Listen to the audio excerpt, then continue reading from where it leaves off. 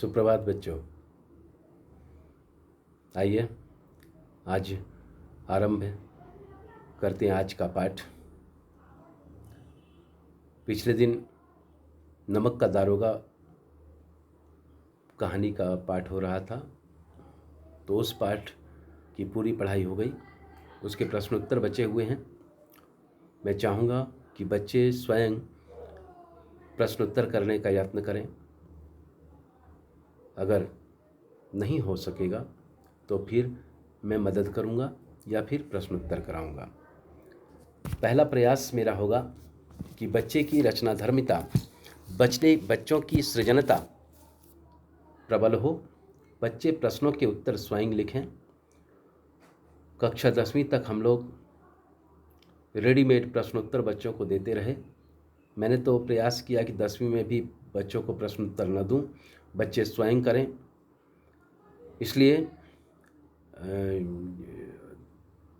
2 पाठ, एक कबीर के पद और दूसरा एक गद्य में प्रेमचंद की रचना नमक का दारोगा की पढ़ाई की पूरी की, वो कंप्लीट हुआ। आज तीसरे पाठ की ओर चलते हैं। आज हम लोग बात करते हैं भक्तिकालीन कवयित्री मीराबाई की। मीराबाई भक्ति काल की एक ऐसी कवयित्री हुई। मैं आपको यहाँ बताऊं कि मीराबाई का अवतरण उस समय हुआ था जब समाज में अनेक परंपराएं, अनेक मर्यादाएं पाली जाती थी बड़ी सख्ती से। और मीराबाई का संबंध ऐसे परिवार से था जो काफ़ी ऐतिहासिक तौर पर काफ़ी प्रतिष्ठित परिवार था। आप शायद जानते हैं या नहीं, मैं आपको बताऊं कि मीराबाई का संबंध एक ऐतिहासिक पुरुष से है। वो एक ऐतिहासिक पुरुष के परिवार से संबंध रखती हैं, लेकिन उनकी एक अपनी, समस्त साहित्य संसार में उनकी अपनी एक अलग पहचान है, एक भक्त कवयित्री के रूप में। भक्त कवयित्री ही नहीं, कहते जिनकी भक्ति की पराकाष्ठा वो थी कि भगवान जिनके इर्द गिर्द रहा करते थे, ये मान्यता है। और उन्होंने अपने पदों में लिखा है, उनके जीवन के जो उनका जीवन दर्शन था या उनके जो जीवन चरित्र है, उस जीवन चरित्र के बारे में जितने भी लोगों की मान्यताएं हैं, 252 वैष्णवन की वार्ता है, उसमें भी यही दर्शाया गया है, दिखाया गया है कि मीरा की भक्ति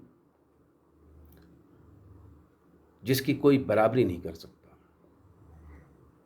वहाँ चमत्कार नहीं है, वहाँ भक्ति की पराकाष्ठा है, जो अंत समय में जिनके बारे में कहा जाता है कि जो रणछोड़ जी की मूर्ति में समाहित हो गई थी, समा गई। ऐसी भक्ति जिन्होंने बचपन में ही श्री कृष्ण को अपना पति मान लिया था, बाल्यावस्था में ही। किसी ऋषि से उन्हें एक कृष्ण की छोटी सी मूर्ति मिली थी, राजकन्या थी।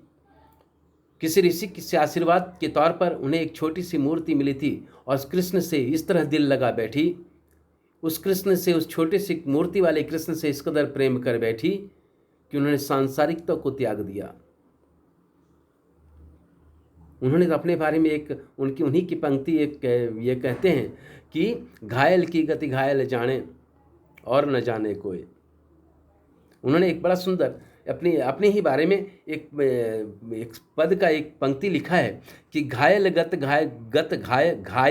गत घायल जाने, हिजड़ो अगठा संजोए, जौहर की गति जौहर ही जाने, क्या जाने या जिनकोए। बड़ा सुंदर है कि घायल जो है, कहते हैं ना कि जाके पैर न फटे बिवाई, सो क्या जाने पीर पराई। खग जाने खग ही की भाषा, बहुत सारे ऐसे उदाहरण हैं। तो मीराबाई ने अपने लिए लिखा है कि जो घायल होता है ना, वही घायल की गति जानता है। जिसे चोट लगी होती, जिसने दर्द को महसूस किया है, वही दूसरे के दर्द को समझ सकता है।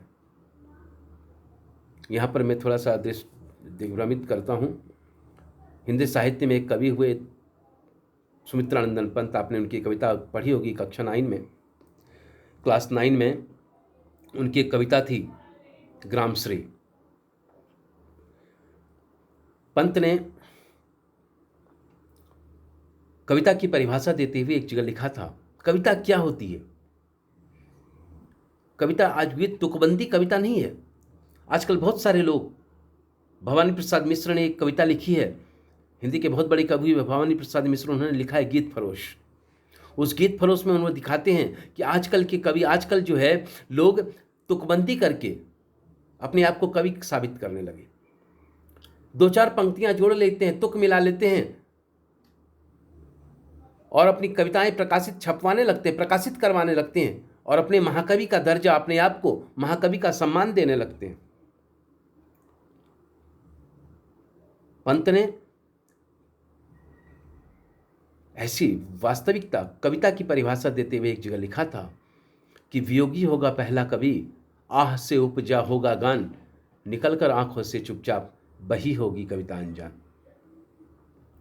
बड़ी अद्भुत चीज है।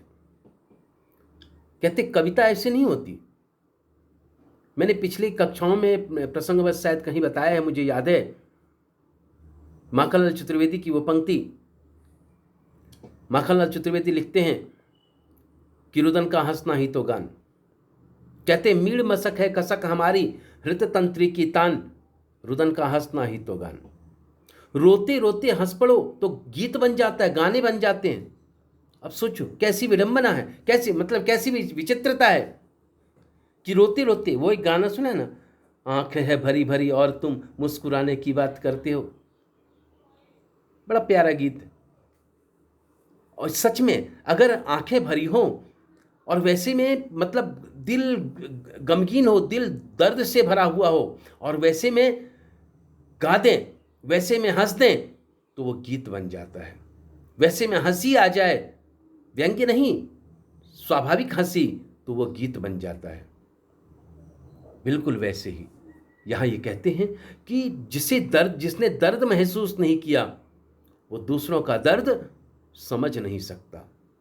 इसी परिभाषा पर कहते हैं कि रामायण की कथा जो है, वाल्मीकि ने जो रामायण की कथा लिखी, इस परिभाषा पर पूर्णतः, या इस पंक्ति पर, ये जो पंत की पंक्तियां हैं, इन पंक्तियों पर पूर्णतः खरी उतरती साबित होती हैं।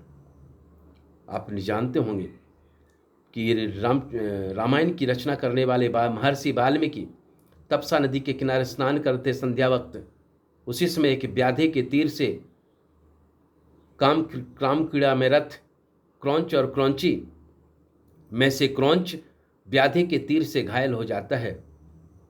क्रौंची के रुदन, क्रौंची का चित्कार इस कदर होता है, क्रौंची के रुदन से महर्षि वाल्मीकि का हृदय घायल हो जाता है और उन पीड़ा से, उस उनके हृदय में जो, उनके दिल में जो पीड़ा होती है, जो दर्द होता है, उस दर्द से उनके हृदय से एक श्राप निकलता है व्याधा के लिए, उस निषाद के लिए, उस शिकारी के लिए। मां निषाद प्रतिष्ठाम त्वम गमः शाश्वती समा, यत् क्रौंच मिथुना देख मवधि काम मोहितम। कहते हैं कि यह श्लोक जो है, ये रामायण का सार बन गया, मूल समरी बन गया है। क्यों? यहां वही कि जो दर्द, जो दुखी है, वही दुखियों की बात जानता है। मैंने कहा एक कहावत है, लोकोक्ति है, खग जाने खग ही की भाषा। चिड़िया, खग मतलब पक्षी, पक्षी ही पक्षियों की भाषा जानता है। मनुष्य मनुष्य की भाषा समझता है, मनुष्य जानवरों की भाषा नहीं समझ सकता। वैसे ही मीराबाई कहती हैं क्या, कि घायल की गति घायल जाने। जो घायल है वही जानता है घायल की गति क्या होती है। मीराबाई एक ऐसी ही व्यक्तित्व थी। आइए उनके बारे में चंद बातें जान लें। उनका जन्म सन 1498 कुड़की गांव, जो मारवाड़ रियासत है, वहां हुआ था। याद रखें 1498। आपको पता है इतिहास में, आपने पढ़ा है इतिहास, पानीपत की पहली लड़ाई कब हुई थी और किसके किसके बीच हुई थी? अगर आप जानते हैं, आप पढ़ा होगा तो आप जानते होंगे कि पानीपत की पहली लड़ाई 1526 में हुई थी बाबर और भारतीय राजा के बीच। उसके बाद दूसरा बार जब बाबर की दूसरी लड़ाई जब हुई, वो मारवाड़ के राजा थे। आगे मैं बताऊंगा इसको, आगे चलते हैं। तो कहते हैं कि मीरा का जन्म कुड़की गांव में, जो मारवाड़ रियासत में था, वहाँ 1498 ईस्वी में हुआ। उनकी प्रमुख रचनाएं मीरावली पदावली और नरसिंहजीरी मायरो है। सुनेंगे कहीं टीवी वगैरह में प्रवचन वगैरह होता है तो नरसिंह मेहता नाम के एक भक्त थे, उनका वर्णन उन्होंने किया है कि किस तरह उनकी बेटी, तो वो उसका उन्होंने वर्णन किया है। उनकी मृत्यु सन 1546 में हुई है। याद करें, 1546 बाबर और हुमायूं का समय है या नहीं? क्योंकि आप जानते होंगे कि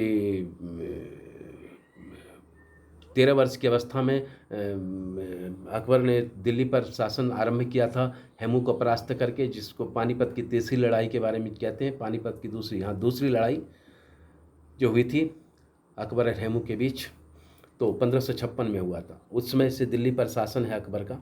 उससे पूर्व 1946 में ही मीराबाई का अंत हो गया। मीराबाई काल कवलित हुई। मीरा शगुन धारा की महत्वपूर्ण कवयित्री रही। मैंने पहले भी बताया सूर्य कबीरदास को बताने के क्रम में कि भक्ति की अनेक शाखाएं थीं। उनमें से एक शाखा थी सगुन भक्ति धारा, और सगुन भक्ति धारा की भी अनेक शाखाओं में से एक शाखा थी कृष्ण भक्ति शाखा। मीराबाई उसी कृष्ण भक्ति शाखा की सर्वश्रेष्ठ कवियों में से एकमात्र कवयित्री हुई। तो बच्चों, आज इतना ही करते हैं, फिर अगली कक्षा में। धन्यवाद।